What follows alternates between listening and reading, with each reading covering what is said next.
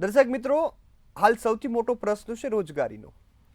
એક તરફ ભારતમાં રોજગારીના ફાંફા પડી રહ્યા છે, આ વચ્ચે વૈશ્વિક કંપનીઓ દ્વારા કર્મચારીઓની છટણી કરવામાં આવી છે. હાલ જે આંકડા સામે આવ્યા એ ખૂબ જ ચોંકાવનારા છે કે જેમાં અનેક કર્મચારીઓને ઘર ભેગા કરવામાં આવ્યા. એક તરફ કંપનીઓ નફો કમાવા માટે પોતાના ખર્ચ ઓછા કરવા માટે આજે આ પ્રકારના પગલાં ભરી રહ્યા છે. સાથે આમાં એક મુખ્ય કારણ છે આર્ટિફિશિયલ ઇન્ટેલિજન્સ AI. અનેક જે તકનીકો વધી છે તેના કારણે IT સેક્ટરમાં નોકરીઓ પર જોખમ વધુ જોવા મળ્યું છે, જેને લઈ હાલ આ ચિંતાનો વિષય બન્યા છે. કારણ કે ભારત સિવાય અન્ય દેશોમાં અનેક ભારતીયો વસે છે. IT સેક્ટરમાં અમેરિકા અને યુરોપમાં નોકરીઓ કરે છે અને પોતાના પરિવાર સાથે લાંબા સમયથી ત્યાં વસવાટ કરે છે. પરંતુ જે પ્રકારે અત્યારે સ્થિતિ જોવા મળી છે કે તેનાથી ભારતીયો પર ચોક્કસપણે અસર થવાની છે. ખાસ આંકડાની વાત કરીએ તો હાલ આ વર્ષમાં 1 લાખ સુધી આ આંકડો પહોંચે તેવી શક્યતા છે તે દેખાઈ રહી છે. અત્યારે પણ હજારોમાં જે આંકડા છે તે સામે આવ્યા કે એમેઝોન હોય, UPS હોય, ઇન્ટેલ હોય, નેસ્લે હોય, આ તમામ કંપનીઓએ પોતાના કર્મચારીઓની ચટણી કરી છે. તો આજે આજ મુદ્દા પર ચર્ચા કરીશું અને જાણીશું કે આ તમામ કંપનીઓ હાલ આ પ્રકારના પગલાં કેમ ભરે છે. કર્મચારીઓને ચટણી કરવામાં કંપનીઓને કેમ વાર નથી લાગતી. અત્યારે એવું શું કારણ છે કે જેના કારણે કંપનીઓને આ નિર્ણય લેવો પડે છે. સાથે શું ટ્રમ્પની નીતિ અથવા તો આ સાથે ટેરિફનું દબાણ, રાજ્યમાં જે પ્રકારે હાલ અત્યારે જે સ્થિતિ જોવા મળી છે કે લોકો ચર્ચા કરી રહ્યા છે. ગુજરાતીઓ પણ અનેક વિદેશમાં વસે છે અને નોકરીઓ કરે છે, ત્યારે એના પરિવારો પણ ચિંતામાં મુકાયા છે. હાલ જે કારણ સામે આવ્યા છે તેમાં ચોંકાવનારા જે અર્થશાસ્ત્રીઓના નિવેદન પણ સામે આવ્યા. તેઓ એવું જણાવી રહ્યા છે કે આ વૈશ્વિક મંદીના એંધાણ છે. તો આ જ મુદ્દા પર આજે ચર્ચા કરીશું અને સમગ્ર જે મામલો છે તેને સમજીશું. તો શરૂ કરીએ આજનો સીધો સંવાદ.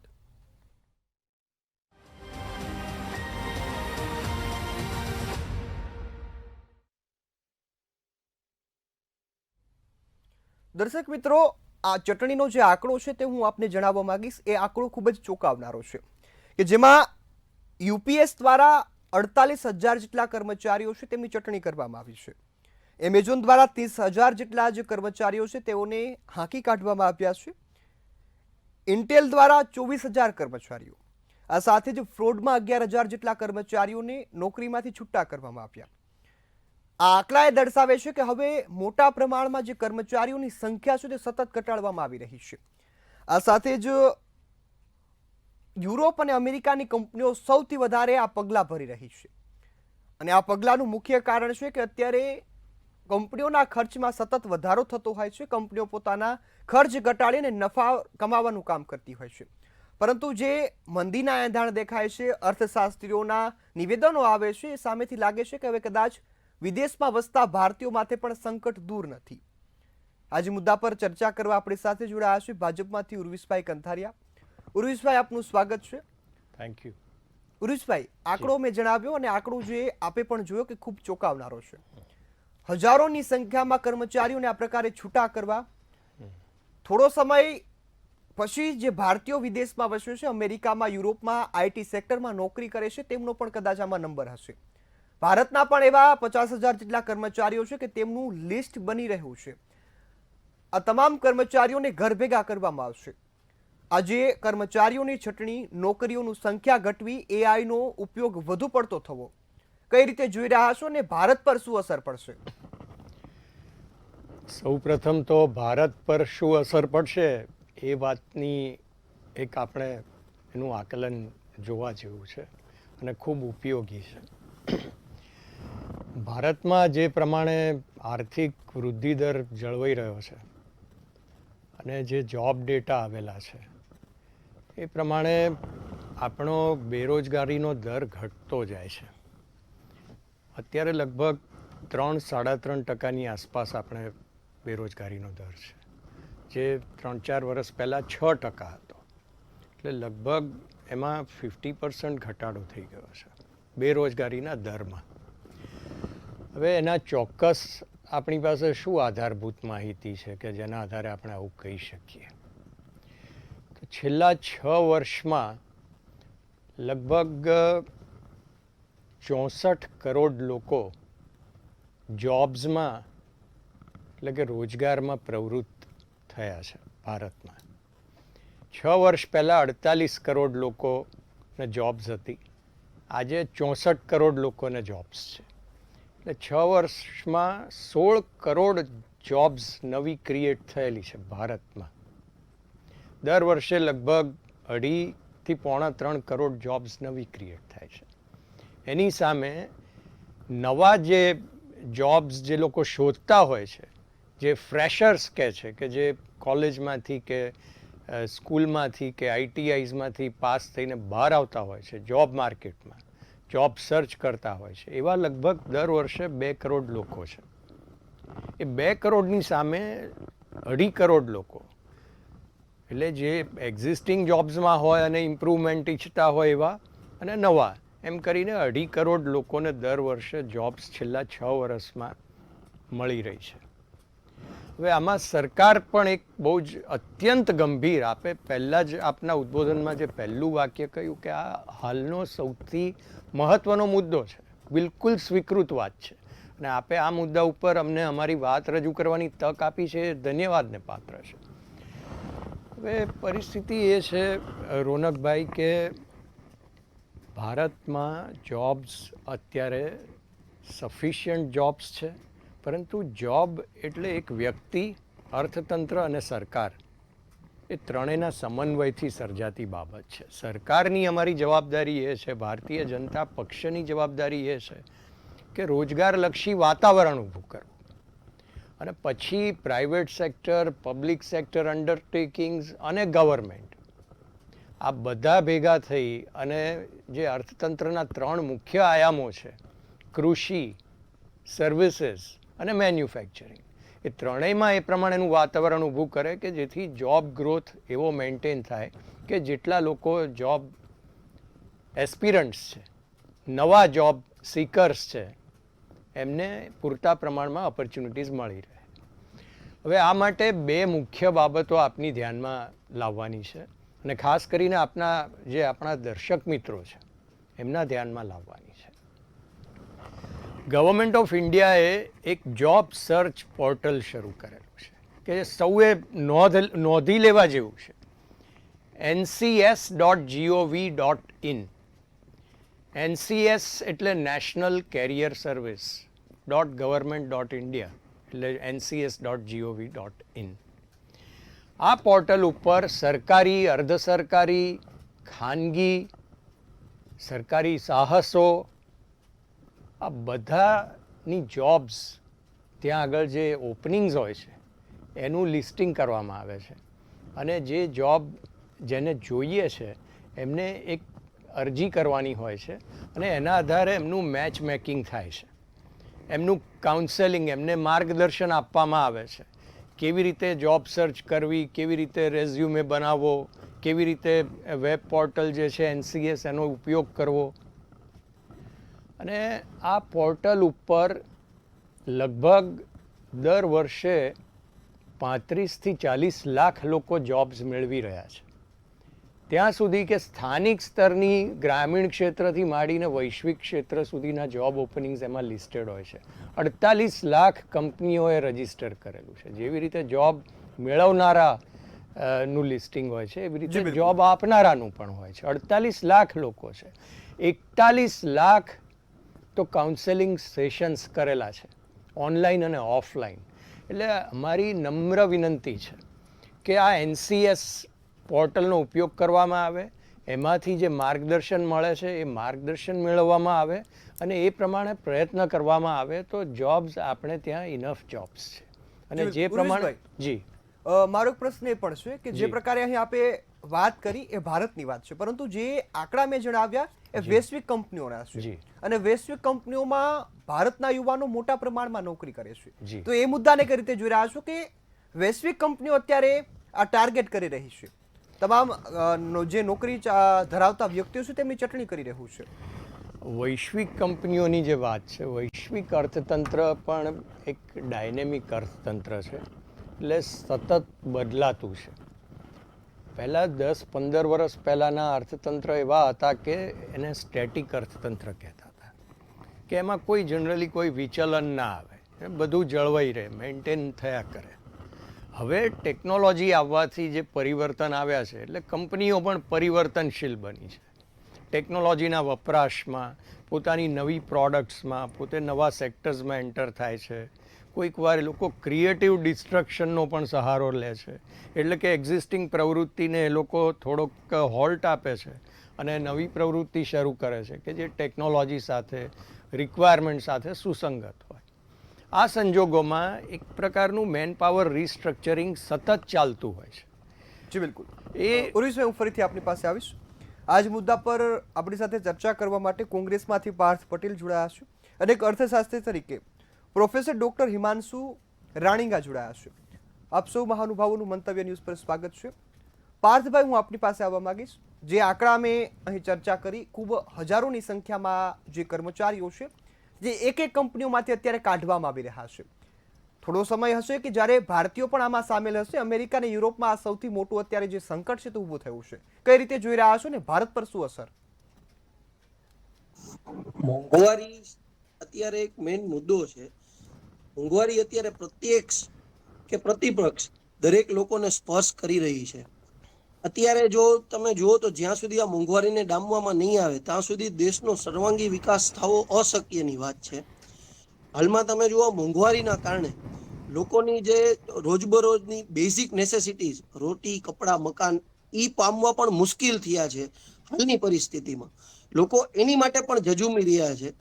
આ પોતાની બેઝિક નેસેસિટીઝ માટે પણ એને અત્યારે કઠોર મહેનત કરવી પડે છે. એની સાથે સામે એટલો રોજગાર નથી કે એની જે આ માનવ વેતન પ્રમાણેનું એનું રોજગાર નથી મળતું, એટલે એની પોતાની જે બેઝિક નેસેસિટીઝ માટે પણ ઝઝૂમી રહ્યો છે. આ મોંઘવારીના કારણે સામાન્ય લોકોને એટલી બધી તકલીફ પડે કે એમાં તમે જુઓ તો હાલમાં જે એના પોતાના પરિવારને મદદ કરવા માટે થઈને આ મોંઘવારીના કારણે બાળ મજૂરી પણ વધી રહી છે. અમુક લોકો ચોરી, લૂંટ એવા રસ્તાઓ અપનાવી રહ્યા છે. છેલ્લા સમયમાં તમે જુઓ તો ઘણી ચોરીના, લૂંટના એવા બનાવો વધતા જાય છે. એનું એકમાત્ર કારણ જો આ હોય તો આ મોંઘવારી અને બેરોજગારી, કે જે પોતાના સામાન્ય જીવન જીવવા માટે થઈને છેલ્લે પછી ના છૂટકે આવા રસ્તાઓ એને અપનાવવા પડે છે. હું તમને આંકડા કહું, એક છેલ્લા 6 વર્ષની અંદર આપણે અહીંયા 9,92,545 લોકોએ આત્મહત્યા કરી છે. લોકો આત્મહત્યા કરે, છેલ્લે તેનો જીવ ટૂંકાવો પડે એવી પરિસ્થિતિ નિર્માણ થાય છે. આ બધી વસ્તુઓનો છેલ્લે જુઓ તમે તો મોંઘવારી અને બેરોજગારી જ આનું મૂળભૂત કારણ છે, જેમાં સરકારને ક્યાંય કોઈ પણ રાતે રસ ના હોય. સ્પષ્ટપણે દેખાય છે કે આટલા સમયની અંદર સરકારે એવી કોઈ મોટા મોટા આંકડાઓ, આવી પોર્ટલોની વાતો થાય, આ તે તમે સામાન્ય અત્યારે નોકરી, જેમ કે જામનગરમાં હમણાં કોર્પોરેશનની ખાલી 64ની ભરતી હતી, એની સામે હજારોની સંખ્યામાં ભરતીના ફોર્મ આવ્યા. તો એ સ્પષ્ટપણે બેરોજગારી જ દેખાડે છે. પોતાનું પૂરું વેતન, અને એમાં લાયકાત હતી કે ભાઈ જે ડિપ્લોમા કરેલા હોય, પણ ડિગ્રી કરેલા લોકો કે જે જેને ડિગ્રી કરેલી છે એ પણ લોકો એમાં ઉમેદવારી પત્ર ભરે છે. એટલે ક્યાંક ને ક્યાંક મોટામાં મોટું જ્યાં બેરોજગારી છે કે પૂરતું વેતન, પોતાના મુજબનું નોકરી નથી મળતી, તેના કારણે આ બધા પ્રશ્નો ઉદ્ભવે છે. જી બિલકુલ પાર્થભાઈ. હિમાંશુભાઈ, હું આપની પાસે આવવા માંગીશ. આપ એક અર્થશાસ્ત્રી છો, અમારા કરતા આ મુદ્દાને આપ વધુ સમજશો. વૈશ્વિક સ્તરે જે પ્રકારે ચટણી થઈ રહી છે ને, ખાસ આઈટી સેક્ટરમાં અત્યારે જે સ્થિતિ છે, આઈટી સેક્ટરમાં એઆઈ નો વ્યાપ દિવસે ને દિવસે વધી રહ્યો છે અને અર્થશાસ્ત્રીઓ અત્યારે વૈશ્વિક મંદીના એંધાણ પર દર્શાવી રહ્યા છે. આપ આ મુદ્દાને કઈ રીતે જોઈ રહ્યા છો ને લોકોએ શું સાવચેતી રાખવી? તમારો જે પ્રશ્ન છે રોનકભાઈ, એ આજના સંદર્ભમાં ખૂબ જ વ્યાજબી પ્રશ્ન છે. જે તમે શરૂઆતમાં જ કહ્યું કે અમેઝોને છટણી કરવાનું શરૂ કર્યું અથવા એનાઉન્સ કરી નાખ્યું ને 30,000 લોકોને, એનો એક બીજો પર્સપેક્ટિવ છે કે પેન્ડેમિકના સમયમાં, કોરોનાના સમયમાં અમેઝોનની જે ડિમાન્ડ વધી એને કારણે એ લોકોએ થોડી વધારે ભરતી કરી લીધી હતી. એટલે ઓવર સ્ટાફિંગનો એક પ્રોબ્લેમ હતો અને આઈ થિંક એ પ્રોબ્લેમને થોડોક સોલ્વ કરવા માટે એ લોકોએ અત્યારે છટણી કરી હતી. આ એનું એક પાસું છે. એ કેસને ડિટેલમાં સ્ટડી કરીએ તો આ જોવા મળે છે. બીજું જે આપે કહ્યું એમ કે એઆઈ એ ચોક્કસપણે અસર કરશે જ અને કરે છે, અને દરેક ટેકનોલોજી કરે છે. પણ હું એઆઈને ખાલી એક ટેકનોલોજીનો નવો ફેઝ આવી રહ્યો છે એવી રીતે જોઉં છું. જ્યારે કમ્પ્યુટર આવ્યા હતા ત્યારે પણ લોકો કહેતા હતા કે હવે માણસ બેકાર થશે. જ્યારે મોબાઈલ્સ આવ્યા ત્યારે પણ એમ કહ્યું, જ્યારે ઇન્ટરનેટ આવ્યું ત્યારે પણ એવું કહ્યું. અને એવી જ રીતે અત્યારે એઆઈને પણ આપણે જોઈ રહ્યા છીએ કે એઆઈ આવશે અને માણસને રિપ્લેસ કરશે. પણ એને બીજી રીતે જોઈએ તો વધારે સારું. નંબર 1 કે આ ટેકનોલોજીનો એક ફેઝ છે. નંબર 2 કે આ ફેઝમાં જો ભારતના યુવાનોને આપણે કામ અપાવવું પડશે તો પછી એ લોકોનું થોડું અપગ્રેડેશન કરવું પડશે, એ લોકોના સ્કિલમાં ફેરફાર કરવો પડશે. જે ટ્રેડિશનલ જોબ્સ છે, પછી એ ક્લેરિકલ હોય કે એડમિનિસ્ટ્રેટિવ હોય કે મેન્યુફેક્ચરિંગમાં હોય, એવા પ્રકારની જોબ્સ કદાચ હવે રિપ્લેસ થશે. અને કોઈ પણ અર્થતંત્રની અંદર 10, 20, 30, 40 વર્ષે આવા પ્રકારનું બનતું હોય છે. આજથી 40 વર્ષ પહેલા જે જોબ્સ હતી એ જોબ્સ આજે નથી. તો પછી આજે જે જોબ્સ છે એ આવતા દાયકામાં નહીં જ હોય.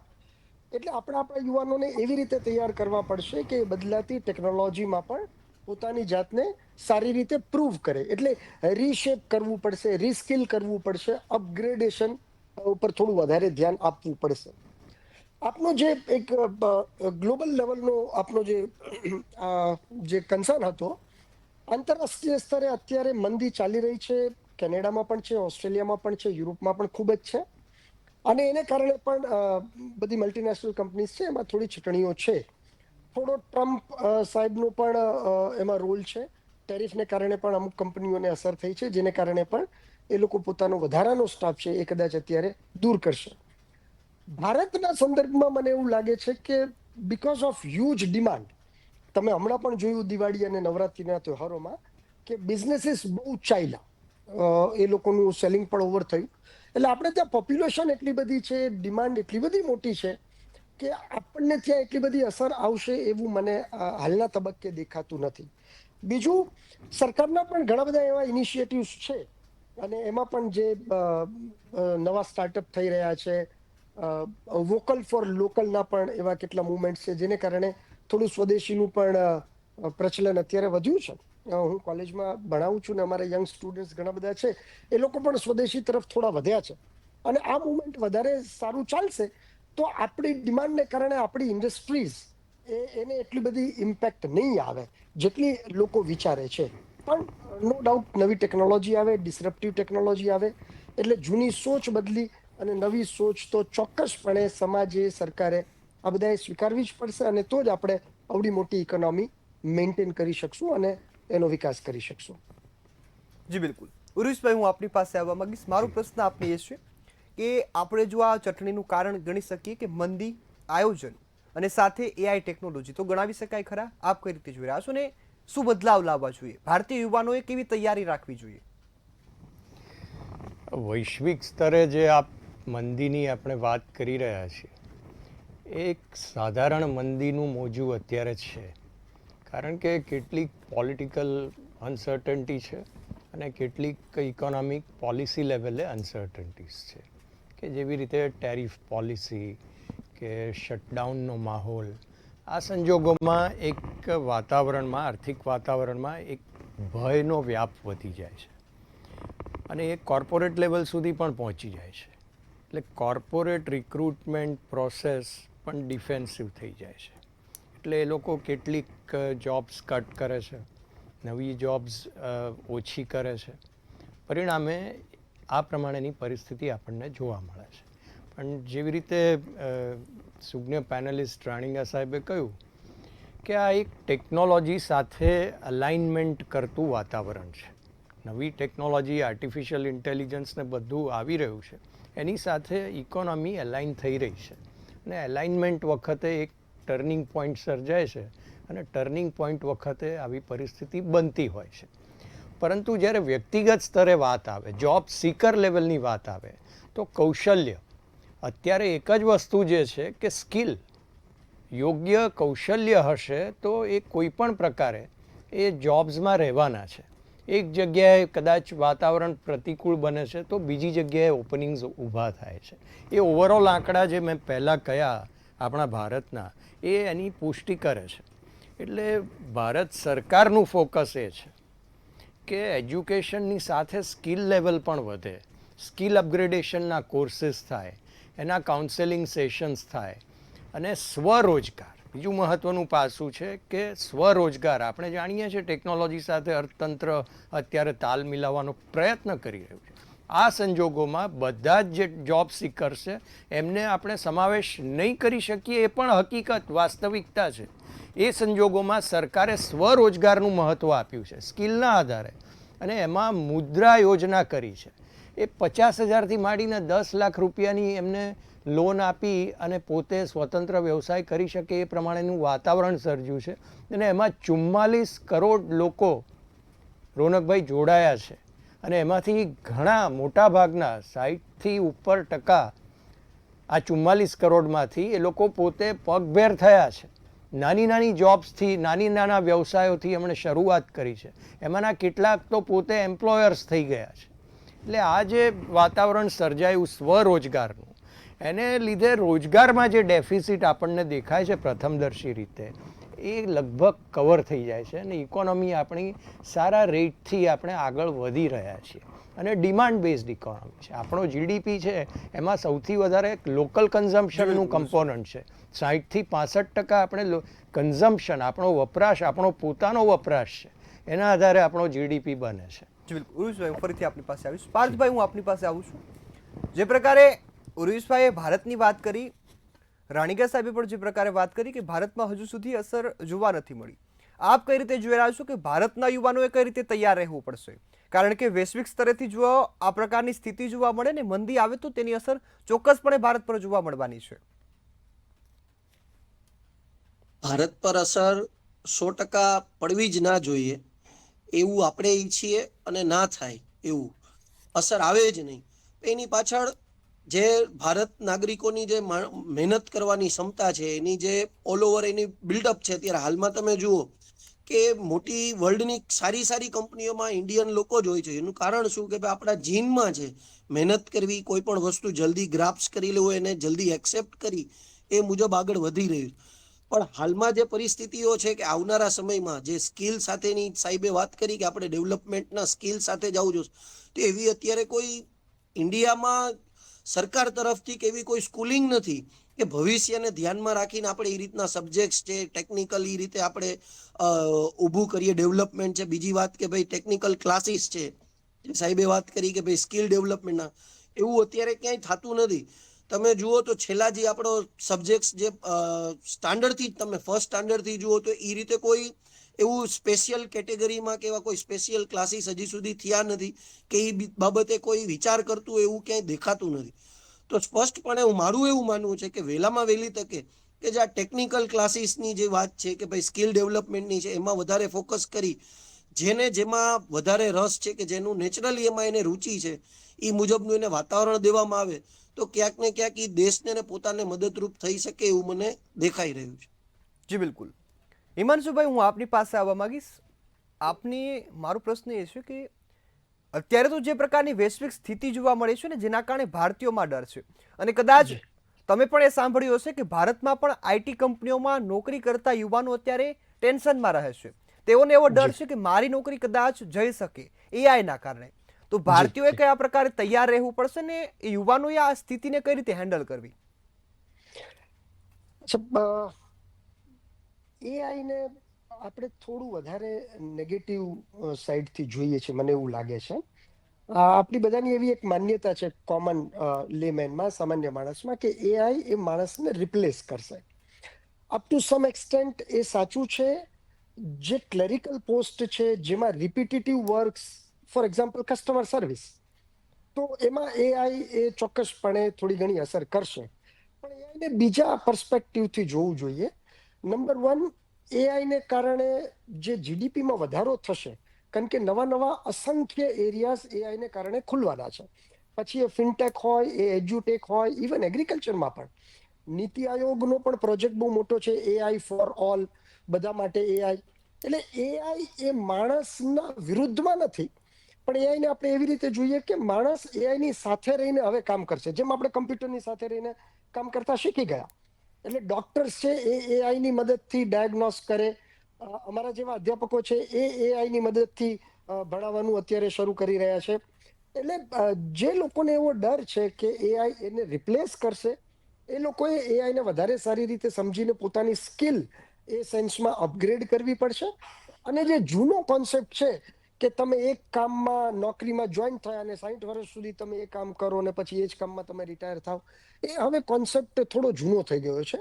ઉરેશભાઈ કહ્યું એમ economy is very much dynamic. આખી દુનિયા ડાયનેમિક છે, આપણું ઇકોનોમી એમાં વધારે ડાયનેમિક થઈ રહ્યું છે.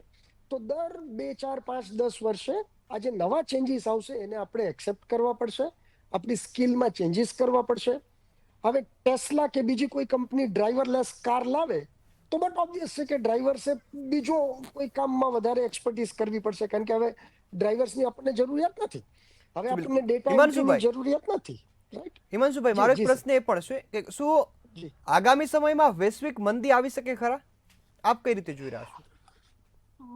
વૈશ્વિક મંદી અત્યારે જે કઈ વાતાવરણ છે, થોડીક પોલિટિકલ ઇન્સ્ટેબિલિટી, જે મુરુષભાઈ વાત કરી એમ, થોડો વોરનો ડર છે, ટેરિફનો ડર છે. અત્યારે એક પ્રકારનો અવિશ્વાસનું વાતાવરણ ગ્લોબલ ઇકોનોમીમાં જોવાઈ રહ્યું છે. અને એને કારણે ઇકોનોમિક સ્લો ડાઉન આખી દુનિયામાં ચાલુ થઈ ગયું છે અને આવતા સમયમાં એ થોડુંક વધારે જોવા મળશે. ભારત એમાંથી થોડુંક અત્યારે બચી રહ્યું છે. અગેઇન એની ડિમાન્ડને કારણે, લોકલ કન્ઝમ્પશનને કારણે ઇન્ડિયન ઇકોનોમી અત્યારે 6.5% દરે એનું જીડીપી ડેવલપમેન્ટ થઈ રહ્યું છે. પણ એક આપણા માટે રેડ સિગ્નલ છે. આપણે થોડું સંભાળીને ચાલવું પડશે અને ગવર્મેન્ટ એના માટે ઘણા બધા ઇનિશિયેટિવ્સ લઈ રહી છે અને સોસાયટીએ પણ એના માટે થોડુંક બદલવાની શરૂઆત કરવી પડશે જ. જી બિલકુલ. સમયની મર્યાદા છે એટલે આપણે અહીં કાર્યક્રમ સમાપ્ત કરવો પડશે. આપ સૌ અમારી સાથે જોડાયા આ મહત્વના મુદ્દા પર ખૂબ સરસ ચર્ચા કરીને માહિતી આપી બદલ આપનો ખૂબ ખૂબ આભાર. Thank you. હાલ જે પ્રકારે નિષ્ણાંતો જણાવી રહ્યા છે કે આ સ્થિતિ ચોક્કસપણે અત્યારે ઊભી થઈ છે, પરંતુ ભારતના યુવાનો જે દિશામાં તૈયાર થાય, એ પ્રકારનું નોલેજ ડેવલપ કરે, સ્કિલ ડેવલપ કરે તો કદાચ એ અસર ભારત પર નહીં જોવા મળે. હાલ જે પ્રકારે સ્થિતિ છે કે વૈશ્વિક જે કંપનીઓ છે તે કર્મચારીઓને મોટા પ્રમાણમાં નોકરીઓમાંથી છૂટા કરી રહી છે, પરંતુ એઆઈ ટેકનોલોજી રિપ્લેસ ન કરી શકે તે પ્રકારની સ્કિલ હોવી જોઈએ. સાથે જ સરકાર જો આ બાબતે ખૂબ ગંભીર છે અને આગામી સમયમાં જો યોગ્ય પગલાં લેશે તો એ યુવાનો પર આ નોબત નહીં આવે. હાલના મુદ્દામાં ફક્ત આટલું જ. ફરી મળીશું નવા વિષય સાથે. ત્યાં સુધી મને રજા આપશો. નમસ્કાર.